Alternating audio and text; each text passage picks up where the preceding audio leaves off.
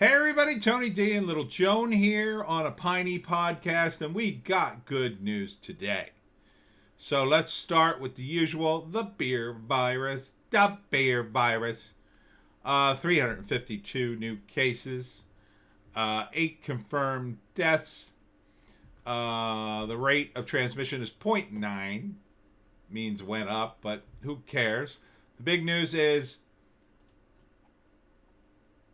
indoor dining may resume. Yay! Thanks, Governor. Whatever's left, I guess I'll go eat there. Murphy announced that restaurants across the state will be able to open for indoor dining beginning this Friday, September 4th, at 25% capacity. Oh my God. With social distancing between tables. Well, I mean, it should have happened at least a month ago, maybe 2 months ago. But, I mean, it's something. New Jersey movie theaters to resume amid crisis. He raised the indoor capacity limit. I don't understand. What's the difference between that and a restaurant? What's the difference? During the news conference, Murphy also announced rules for indoor dining. Parties must be capped at 8 people and tables must be 6 feet apart. Why? What difference does it make? Makes no sense. Staff must wear masks at all times. Okay, that makes sense. Diners must wear masks when they're not in their seats. I don't like it, but okay. I can accept that. Food and beverages can only be consumed while seated. Okay. Diners must keep mask on while waiting for food once their eating and drinking is finished. And that's a little much. Come on. You're already at the table. Walking around with a drink indoors will not be tolerated. Well, you're not the drink police, first off, dummy. But, so don't say stupid stuff like that. You have no way to enforce that. You have no way to enforce it. You're going to send cops to the restaurant? Or that guy walked with a drink. Arrest them. What are you going to arrest them on? Just tell people. Please don't get up with a drink. Don't walk around. Don't threaten people with your empty threats, Murphy. It's infuriating. Infuriating. You can only order food while seated at your table, and only staff can bring you food and beverages. Okay. Don't make it like it's a... Understand, these are all suggestions. It's not the law. You didn't pass a law. You can dine at the bar, but you must be properly socially distanced. Groups seated at the bar must be capped at 4 people. I don't know why. People are already together and they're all fine with it. What do you care? Air conditioning units must be turned on for outdoor air to flow into dining areas. Fine. Windows must be open. Fine. Restaurants must post signage saying no one with a fever can enter the establishment. Yes, that makes sense. Restaurants are encouraged to take reservations. Really? Are you going to micromanage everything? Customers, of course they're going to take reservations. Dummy, they're only at 25% capacity. Customers should wait in their cars if they have to wait for a table, and if social distancing can't be maintained in outdoor. Oh, that you say like it's optional. Buffets and salad bars are prohibitive. Obviously, restaurants should disinfect all commonly such areas such as menus. Obviously, physical barriers should be posted at cash registers. Already done. Employees must do daily health screenings to their staff. Obviously, restaurants should ensure ventilation, heating, and air conditioning units are working properly. They do that anyway. Air conditioning and heating units must run 2 hours before and 2 hours after. Why after? That doesn't make any sense. Fine, I guess, but that makes no sense. Makes no sense. What does that do? What does that do, scientist Murphy? God. You won't be happy until you destroy everything in New Jersey. God, I can't wait till this guy leaves office. It infuriates me. He opened a restaurant and he managed to infuriate me. 25% capacity. I mean, it's going to be a nightmare. It's going to be a nightmare going to a restaurant. My favorite restaurant, I don't even think, how many tables do they have? 1, 2, 3. I think they only got about 8 tables in the whole place. So I guess 2 tables. It's crazy.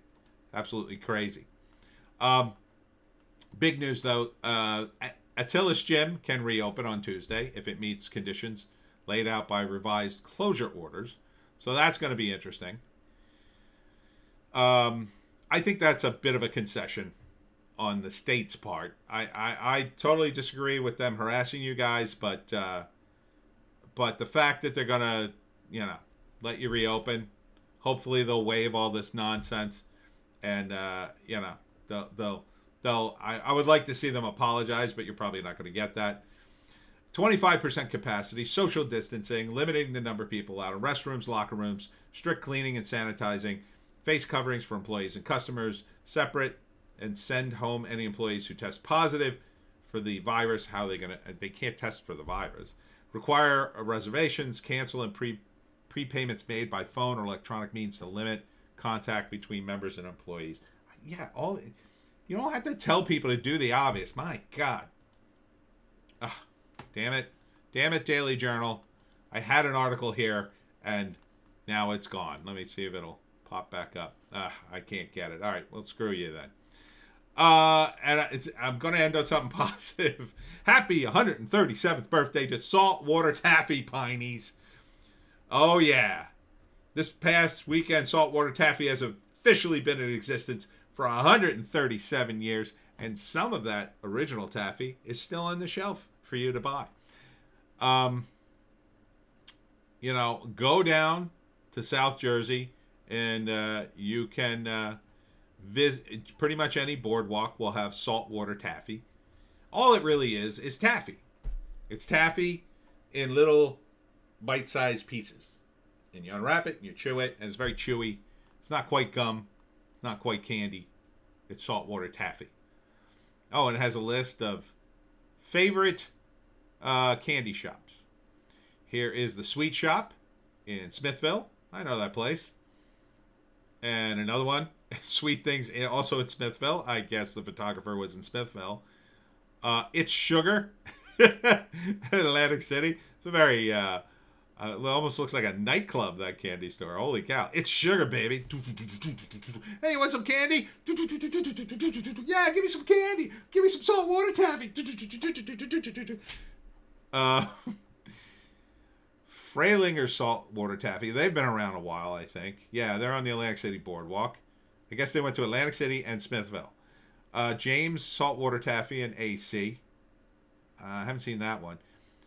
Oh, wow, I can't pronounce that. Jacques in Ventnor. That's in town somewhere in Ventnor. Never seen that place. Oh, here's a boardwalk one. Shriver's Fudge and Saltwater Taffy. Yes, because they have fudge, which is infinitely better than saltwater taffy in my view. Yes, Shriver's has some good fudge. Oh, and Steele's Fudge. Yes. Steele's Fudge in Ocean City. I've been there a bunch of times.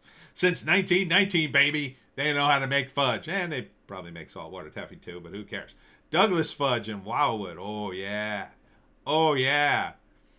Pro tip, go for the macaroons, says the article. Laura's Fudge in Wildwood. I've been there. They have all kinds of... these fudge places all have different kinds of fudge, like not just chocolate or vanilla. They have like walnut and maple and, mint and all kinds of crazy flavors, strawberry fudge. And it's like thick, and it's thicker than cake. But not quite gum. Kind of like saltwater taffy. All right. So I'm glad I could end on a positive note. I'm sure we can all agree candy is dandy. That's it for the Piney Podcast. We'll see you next time, Pineys.